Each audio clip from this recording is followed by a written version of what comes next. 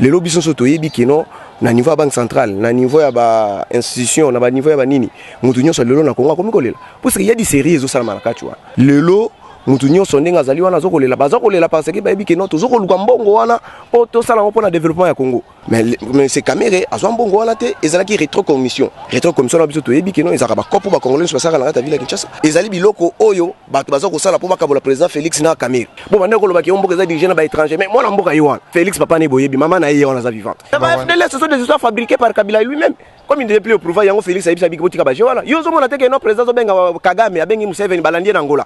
Natango Kabila SM Museveni ko yana makamba Kabila. Mais bon luka suni. Tozo yebisa ba Congolais botika ko rêver. Tango ya reconstruction c'est bandi.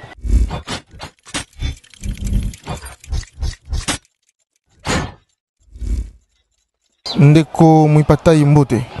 Mbote ndeko. Toye komona yo parce que ozali l'un de jeunes oyo ozala na ba idée malom pour mboka. Mais en rapport ya budget oyo gouvernement et outiko senga sengeli za la voter ya 7 milliards, est-ce que budget wana eko répondre na ba besoin un peuple? Est-ce que budget wana ezali cohérent na ba promesse c'est ça maki na campagne électorale et pas ya ndeko Félix Antoine Tshilombo?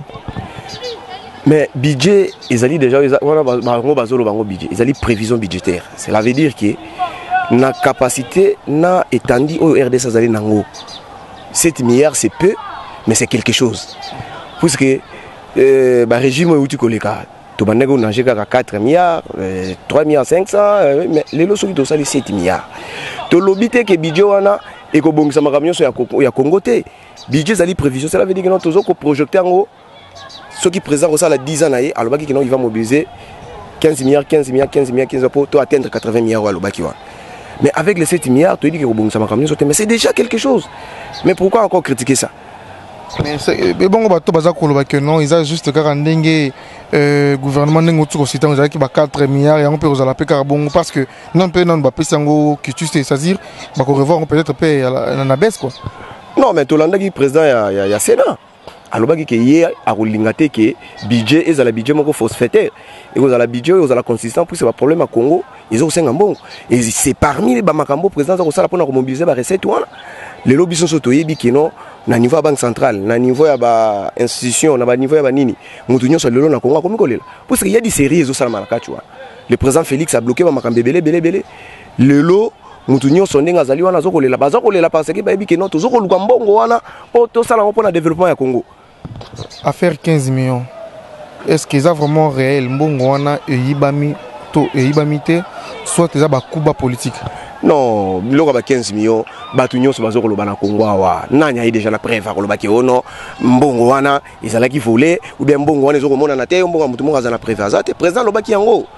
Alors que c'était une histoire qui existait, mais c'est caméré, à Mbongwana, ils allaient qui rétrocommission. Rétrocommission, ils ont dit que non, ils ont pas pour Congolais sur la ville de Kinshasa. Toko autorisé en côté, toko appuyer en côté, mais ils allaient biloko oyo, bato bazo ko sala pour bakabola président Félix na Caméré. Mais biso to yebi que non, PPRD na FC na bango so FDC na bango. So FCC na bango. Ba yebi que les bêtes noires c'est Vital Caméré. Bah oui que Vital Caméré des bêtes noires na bango parce que ba dossier na bango yon sozo sala pour na ko sala ba acrobatie ba ni Vital Caméré a rejeté yango yango moni acharnement on eza makasi eza problème il y a 15 millions et zalinde balinga la personne de Vital Caméré bazo gande muto mais c'est Vital Caméré président yemo kwa lobia mabiti siko na lazu mais c'est Caméré na mabete et bon on s'acharner na pourquoi. Bon, selon mon réseau, les 2-3 jours, il y a affaire, il y a $350 000.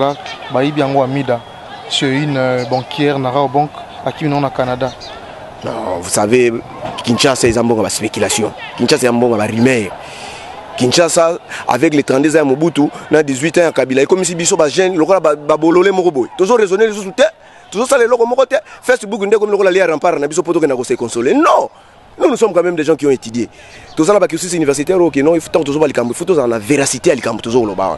Amida, c'est quand même, moi, si y a Moutou Moka, quand même, moi, si y a un haut dignitaire, il y a République. Oh, il y a commis libertinage, si tout ça, on a Kinshasa. Et commis libertinage. Alors, ce n'est pas bien pour un peuple. Un peuple sans histoire, un peuple a commis irrationnel. Donc, Azaro Kenena Rokufa. Bah, Congolais n'a évité ceux qui 32 ans Mobutu, n'a 18 ans Kabila, on est comme si ce soit Bololé. Mais Kabila to banda ko lela kende Kabila ke Félix mona mboka yi. To appuyer. To banda ko senga ke to ça la transition sans Kabila. Kabila ke. Mais les gens continuent à rêver que Kabila ça le sous la mboko. C'est le temps où ba na Congo il faut battre les mains, appuyer le président de la République. Bon banda ko lo ba ke mboka za diriger na ba étranger mais mona mboka yi wana. Ba tunyo so ba lobi ke ba ibi place ba Félix, ba ibi adresse ba Félix. Mais ba président so ba lega ke ba to ibi adresse na bango te, to ibi ba papa na bango te mais Félix papa ne boyebi maman na ye wana za vivante. Mais bon Lukasuni Congo yo soki to moni un jour ba Guinéen ou bien ba Camerounais ba zongi ba ko diriger biso to lobi le susu ke ono mboko yo nzambe kaka to te kango ndenge bato banda ko prédire moi na mboka ye c'est le temps ya ko chama makolo na na c'est to travailler pour na Congo. Il faut pas rêver babiloko ya ba Facebook ya banino wana eza ko chama to na distraction. Les gens bazali na ba diplôme na bandaku ba réfléchir pour na ko ebelo oni to sala pour na Congo. Congo ozala Congo bazo bate Congo ezali batu ya bwanya ezali mboka oyo bakoko na biso balegaki yango bakoko na biso bazaki bazo bate ndenge ni biso sikoyo bana ya bakoko na tokomi lokwa bazo ba soki totali Kimbangu totali Lumumba totali Madrandel totali ce sont des gens ce sont des gens qui ont combattu pour ce pays batu wana basali ke balege biso mboka oyo Congo à part Congo tozali na support physique, matériel, nous soutenons le Congo. Entre Kabila et Félix, qui dirige le Congo? Mais Kabila, mais on a compris. Kabila, tu vas tout combat Kabila. Kabila, c'est un sénateur, oui. Tant que sommet au Salamana Baliban, dans la présidence, tant que Kabila, qui nous représente Mboka. La tribu des Nations Unies, dans le Bagi pour Mboka. Et ça, tu sais qu'il Kabila, bon, on a quelque chose. On t'a fait une Kingakati, Nekuna, comme ça, Makamekuna. Bino Bozo, quand ça que Kabila se dirige Mboka. Et je vous promets, Nabi, que non, tu sais qu'il est plus dangereux que le Kabato Bino Bozo Kanisa. Tu sais que c'est le fils d'un lion. Et lui-même, c'est un lion. Ce n'est pas un hasard ni riminaté. Lui, là, c'est un carnivore. Puisque papa n'a pas collé dans la logique, il faut à l'aveugle pour moi. Kabila, c'est notre président. Azala qui a 6 mandats, a 6 pouvoir appeler, c'est pas mon Cécile. Mais comment vous autres combat Kabila Kabila Vandi n'a pas Cécile. Arrosons un sous-président Nambogo. Président Ezalinde Félix Antoine Tshisekedi botika président Kabila Vanda Kimia président Lobagi qui a partenaire naï ceux qui ont un problème tout le monde ils ont concerné mboka ceux qui ont consulté to qui nous consulter Kabila ndenga za boye na palais de la nation ya lisusu pour baba nommer ba ministre ba nommer banani donc Kabila mta signé qui ba décret les autres monde on a 3 présidents président élu président nommé na président honoraire on les a biloba loba ya bana Kinshasa ya ba congolais eza biloba loba Président Misatou ndena banani nani? Président honoraire. Président honoraire nani? Président élu. Président honoraire nani? Kabila. Et bon président Moussoussou nani? Président Moussoussou nani? Yondo ça journaliste tout nanga parce que tant que président honoraire, moi je naïdi ka président mon c'est Félix Antoine Tshisekedi Tshilombo. Bon honoraire. Asa honoraire ya nini? Tenabi bon président honoraire. Non, Kabila c'est un sénateur en vie. Et bon président élu. Président élu nani? Président Elinde. Il y a une belle élection, non? Boy, ça moutouana, atika ko rêver. Atika ko rêver pour au moni moutou mususu, awa ko dépression na kimukolo et vous salé malamute. Président Tshisekedi azaki vivant après taki ba serment na banda ko ti akufi, atika ko komata na palais de la nation te. Abanda ko senga L2 électoral, abanda ko senga un période atika la ko zon. Na États-Unis Trump na Hillary Clinton. Na gagné ki élection. Maté faut lutter le galo ba ki a gagné élection. Mais il y a pas preuve. Na RFI alobi ko azaki na 60 na TV5 on azaki na 54 mais aujourd'hui ça azaki na combien de pourcent tilelo atika ko rêver yi azalaki combattant azaki na opposition pour tongola Kabila na pouvoir Kabila kei mate fa yulu yaka ndeko no so bengo ya ko sala musala tika bitambola tambolo so sama na ville Kinshasa oya ko za dépression ya pamba Félix aza mutu moko akoli na ba éducation ya malamu aza na problème na fayulu te fayulu atika ande ko rêver makambo so rêver wana puisque eza ko zo construire château na kati ya Espagne. Et ça m'a boye un dernier mot. Dernier mot, dans le que non, Congo est en biso. Histoire de Congo 1985, conférence de Berlin, 1908, ba Belge ba pesi Congo na maboko ya ba Belge. Ba Belge ba tozu indépendance 1965. Congo lelo ezaki Congo ya Lumumba, ezaki Congo ya Kasavubu, Congo ya Mobutu, lelo comme Congo ya Félix Antoine Tshisekedi Tshilombo. Ba oyo bazana libanda mboka. Na ba oyo bazokanisa kino Martin Fayulu Kabila ba onde ba December bazo kosa. Muto bango bazo kanisa wana Félix Antoine Tshisekedi azali mwana ya fangs de limité. Batika au rêver. bato nyonso oyo bazoloba wana batravaillaki na Kabila les fils. Martin Fayulu a relevé cette chose. Mon côté, pour ceux qui m'ont abîmé gouverneur à Ville Kinshasa, c'est Martin Fayulu. Histoire, il y a 40 millions, il y a Sinel, Abou Sanyang. Et Sidé, avec Marco Bangouli. Vous avez un problème na Sidé, na Martin Fayulu? Non, le problème na Martin Fayulu, mais Atika Rochambo, Mboka na insécurité, na biloba loba. Oh, il y a créé wana, à Rokoka aussi les sangoté. Et bon, mais en 2011, na martyr, il m'a dit que non, Kabila paie Rwanda, tout, mais ceux qui, par exemple, s'attaquent à Félix, c'est bien basé sur la vérité sur les. Pourquoi ça dérange? Président Nyonso Aligi na Congo, Babenga étranger, Mobutu Wando Baza centrafricain. Félix, il est mon papa, Babenga qui non, c'est un Angolais. Mouzé le père. Mouzé le père, Baloba qui non, c'est un Tanzanien. Les gens, Namboko yo, bah doivent rêver trop. Tous ceux qui sont Congolais, ils vont rêver. Quand il y a reconstruction, c'est bandit. Et cette reconstruction va passer par Félix Antoine Tshisekedi Tshilombo. Biso ba jeune, ceux qui tozo ko rêver, ba vieux wana ba robeba biso na banzela na bango. Kabila asalaki ba biloko na yawa na batu na ye oyo ya ceux qui ba béret rouge, ceux qui ba béret rouge. Au moins place atiki génération ya béret rouge na nzela. Ba béret rouge ba kenda wa. Ba papi pumbu banani ba bazaki belebela ba dunuya banani bazaki bazaki pemina Kabila ba kenda wa. Parce que c'est face à mes politiquement malembe. Pour Félix, il y a un lobby ngai na zanzoko. Okolia kam kolomo côté. Oyoka histoire Chadari. Ba tu ko boyo na zolela te. Menda zawa. Atundu zawa. Bosha bazawa. Ça c'est le temps de Félix Antoine Tshisekedi Tshilombo. Ba o bazo kanisa ki non mboko yo kozonga susima. Mboko yo kenende liboso. Question Souka, protocata vraiment.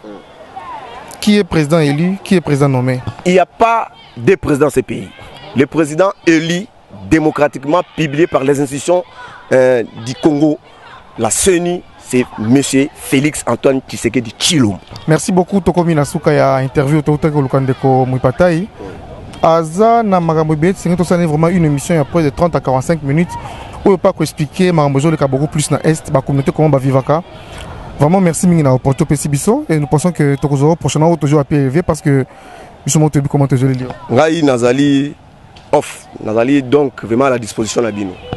Tous les événements du Congo, ceux qui bolingi, boya, j'ai des informations. Makamba Est na koyebi sabino et logo ni ne banda ko na Est. Ndenge kutana na Lyon na Zamba kuna. Ngai na yebi makambu nyonso. Batu oba banda ko cha mobulu na Est wana, lelo babandi ko se rendre bango moko na armée congolaise. Baza ko se rendre ndenge. Bon, on va faire FDLR, tout le monde. Mais FDLR, ce sont des histoires fabriquées par Kabila lui-même. Comme il ne devait plus au pouvoir, il y a un Félix Saïb Sabi Kibouti Kabaji. Voilà. Yozo monate que notre président Benga Kagame, a Bengi Museveni, Balandier d'Angola. Nathan Kabila, S. Museveni, Angola, Yana Makamba Kabila. Leadership, voilà, on va se comprendre en côté. Un président qui a sommé aux Nations Unies, tous les présidents du monde vont avoir une photo. Ils vont approcher. Les images truquées. Quelles images truquées?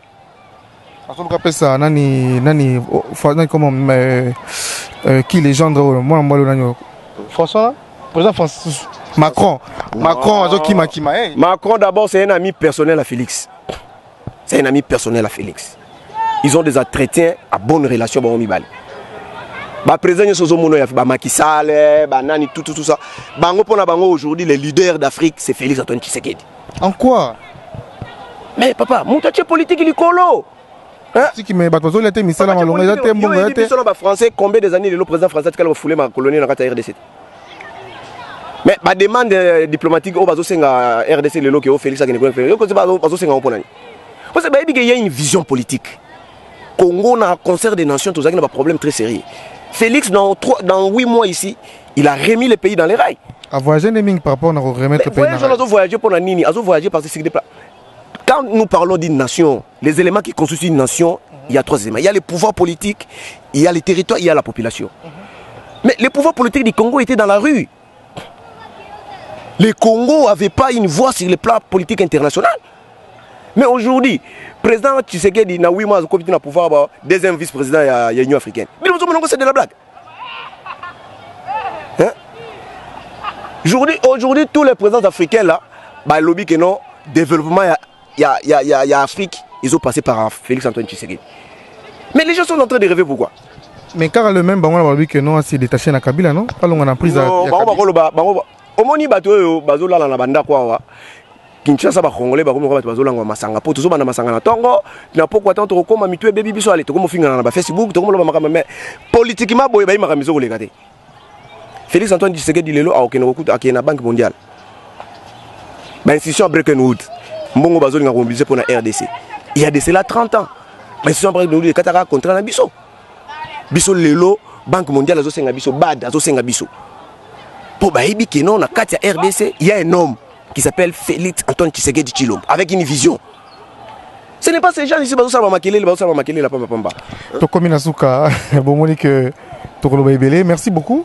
Et le rendez-vous est pris? Le rendez-vous est pris, moi je suis là. Je suis off. Dans le lobby, on a off. Merci. Les informations concernant la RDC, je vais vous donner des explications. Merci. Merci mon frère.